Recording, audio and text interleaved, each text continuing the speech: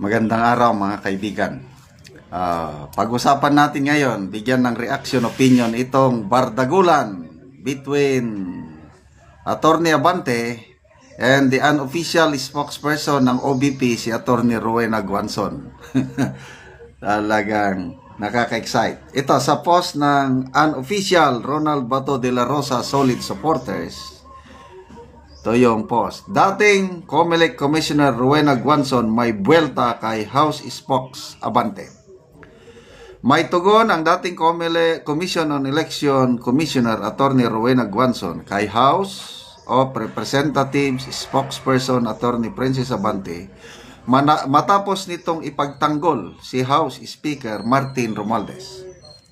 Sa kanyang pahayag, sinabi ni Abante na mas gugustuhin na lamang nilang matawag na tambaluslos ang kanyang boss kaysa naman sa tawagin itong kawatan. Ngunit ayon kay Guanzon, pinagsamang tambaluslos at kawatan ang ipinagtatanggol ni Abante. Okay.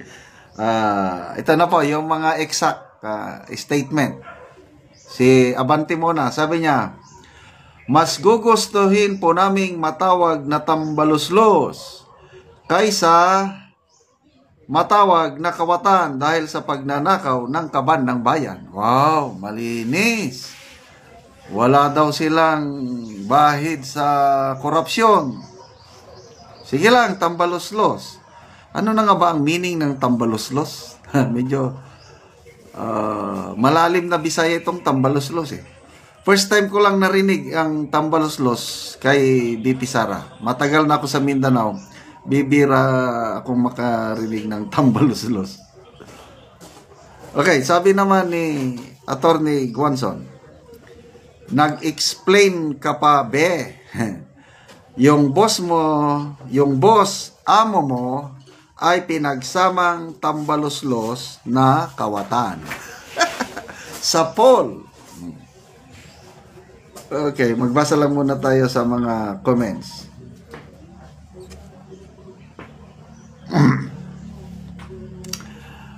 Alex Banasa, no, kilala ko ito, classmate ko ito. Tumpak, Attorney Guanzon, matauhan si trying hard.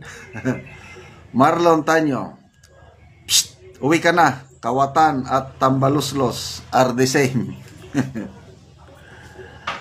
Peras, awitin. Yun lang, dapat hindi ka na ng speaker. Ayan, tuloy, di ka na makatulog niyan. Panerio PH, tambaluslos nga kawatan. Glenn Tagailo, correct ka, Attorney Guanzon. Cora Binyosa, kaloka, baka next Senate President may spokesperson na din. Sa ngayon, meron ng spokesperson ng impeachment court, si Attorney Tungol. Labanan na ng mga spokesperson eh. But in fairness, magaling magpaliwanag yung spokesperson ng Senate ngayon, Attorney Tungol. Maganda. Malayo itong si Abante. Sherwin Nobre, unsa pa, hastang kawatana, tambaluslos pa. Orle Tigs, agay, muraman gitosok labaha, maninuod pod ni si Rowena. Jesse Sailones, double dead ka, be. Rodita Casenas, sige ka princess, umpisa pa yan ni Attorney Guanzon. Yan na nga. Marami ang nagsasabi na dilawan niyang Guanzon.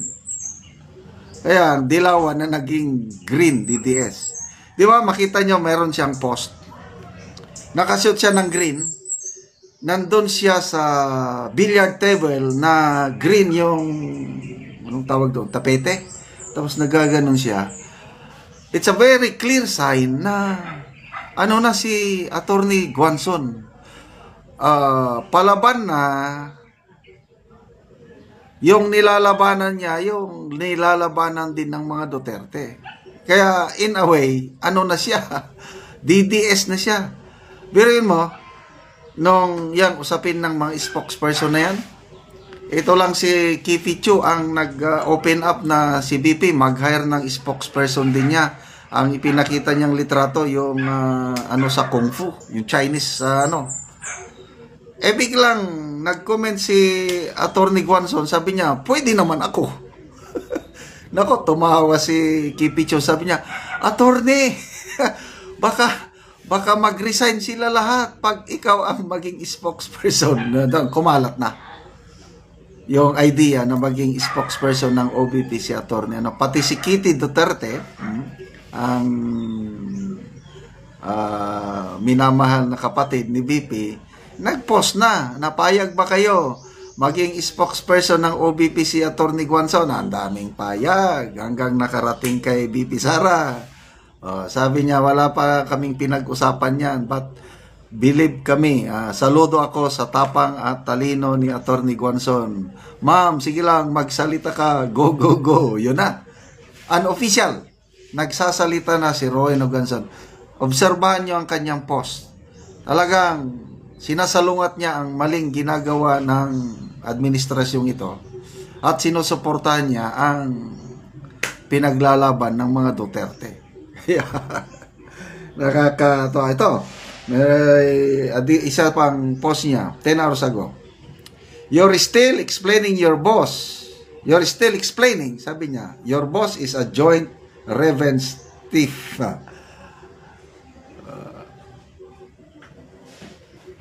Philip din, mga comments nito kasi joint revenge, revenge yung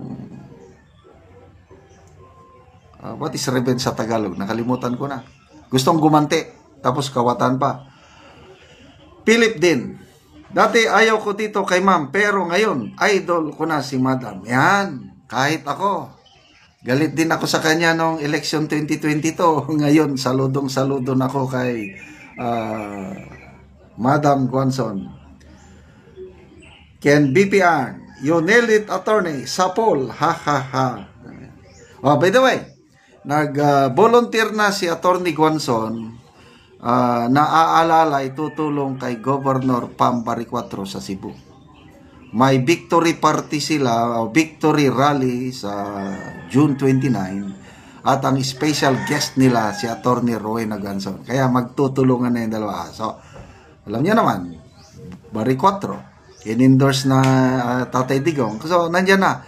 Unofficial, talagang DDS na itong si Attorney Guanzon. Salamat, Madam Attorney Rowena Guanzon.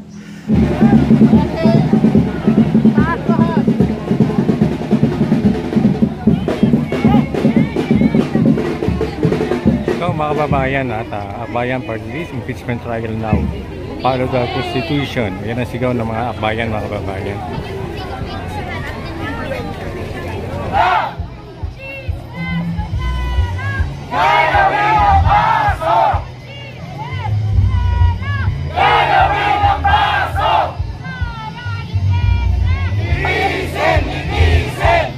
Yanis, dito rin pala mga kababayan.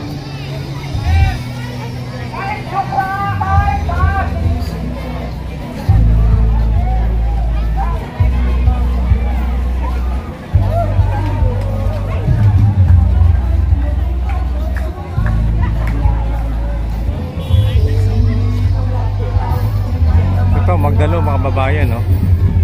Secretary Yanis to, Magdalo.